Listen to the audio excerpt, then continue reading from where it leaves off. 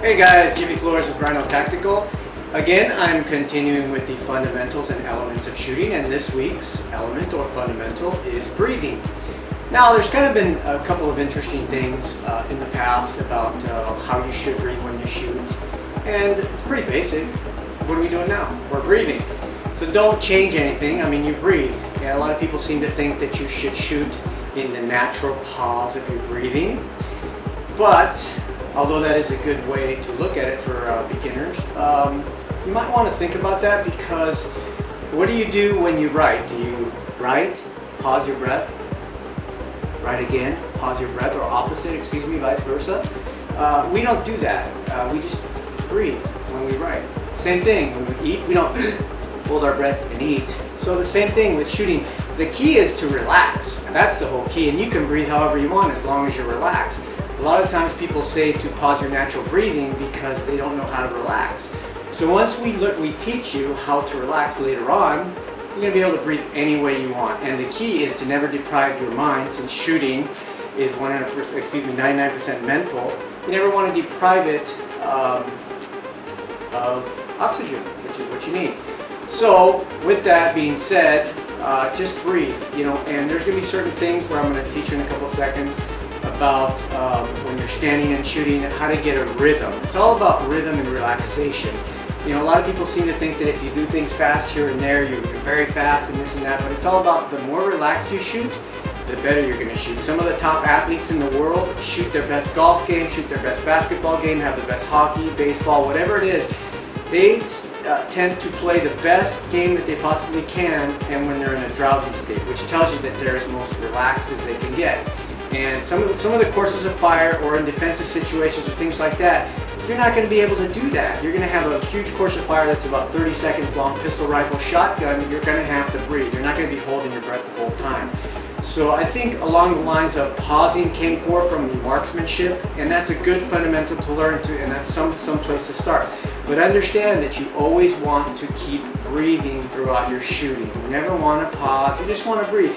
I'll tell you what, you want to be so relaxed that it's almost like you're pausing, kind of like I'm talking right now. My heart rate is not up, but I am in fact breathing.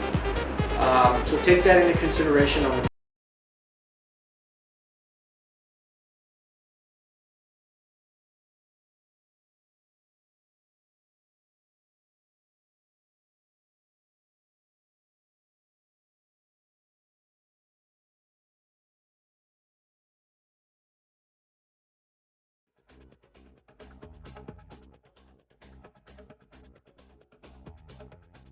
So a lot of you may be wondering, why the heck is Jimmy doing a video sitting down?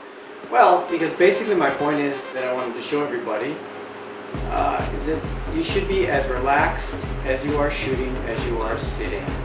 That's the bottom line, is you want to be able to relax in any position, and take an example of what you do, how your breathing is when you are in fact at rest. So that's why this video is coming to you now in this position. It's the easiest way to show you how easy it would be to shoot and to sit at the same time. With that being said, there's been a lot of talk in the past about combat breathing. And that's basically, combat breathing, what that does is that just allows you to be in a relaxed state. Even when you're high on anxiety and your heart rate's up, it allows you to be in the most relaxed state that you can possibly be. If you guys read Sharpening a Warrior's Edge with Bruce K. Siddle as the author, he actually goes through some of the combat breathing where you breathe in, 1, 2, 3, hold it, and breathe out, 1, 2, 3, and hold it.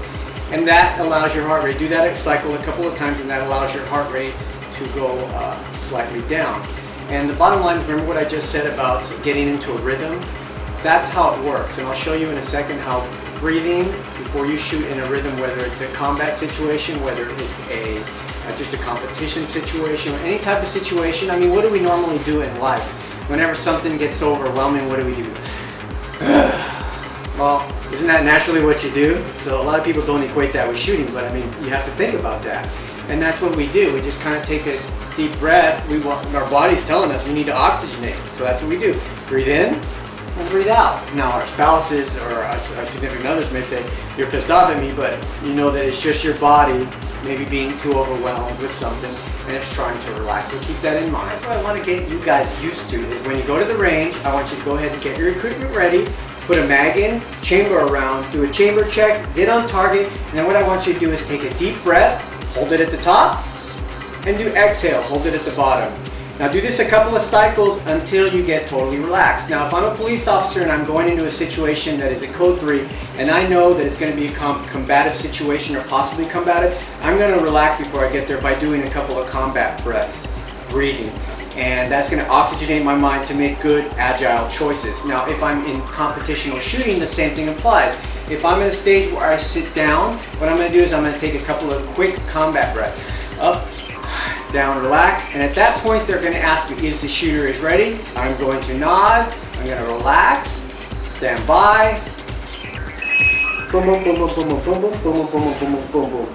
I'm going to follow through after, and then I'm going to relax again. And you want to finish the same way you started, very, very relaxed, because you don't want to think that, oh my gosh, I'm going to run. You never want to fool your body into thinking that at some point your heart rate is going to go up and down. Yes, it will go up and down naturally, but you always want to keep it level. So that's pretty much this week's element and fundamental of shooting, which is just breathing. Once again, don't ever pause your breathing, because that's not what you would do when you write, when you eat. Whenever you're in a situation, you wouldn't pause your breathing. Remember we talked about closing one eye or another? I'm telling you, in a stressful situation, both eyes will be wide open. And the same thing with your breathing. You're not going to stop breathing. So again, never pause your breathing. Again, do combat breathing before you actually shoot, and continue to breathe throughout your shooting. And the third one is to go ahead and just do combat breathing if you can before you get into a situation of combat or life-threatening, possible life-threatening situation or whatever, or even shooting. Again, like I showed you, for competition or combat, it's the same thing. You always want to be in the most relaxed state that you can possibly be in order to shoot. Now later on in the videos, we're going to go ahead and get into more advanced breathing techniques for actual combat shooting, and what happens is it affects your fine, your gross, your complex motor skills when your heart rate shoots up. And this is why it's so important as a fundamental to bring your heart rate down by proper breathing. Not lack of breathing, which is what the pause people are saying. No, it's by proper breathing. Now, I just want to reiterate the fact that it is not wrong to pause your breathing initially when you first learn how, because it's a lot easier to just keep one thing and keep it very simple. But what I do want you to try to do is just to continue breathing. So again, I don't want to say that other people's teachings are wrong. Just modify them a little bit to be more realistic. Okay, guys? So once again, breathe all the way through, keep breathing, oxygenate your head, and you'll be a fantastic shooter in the future.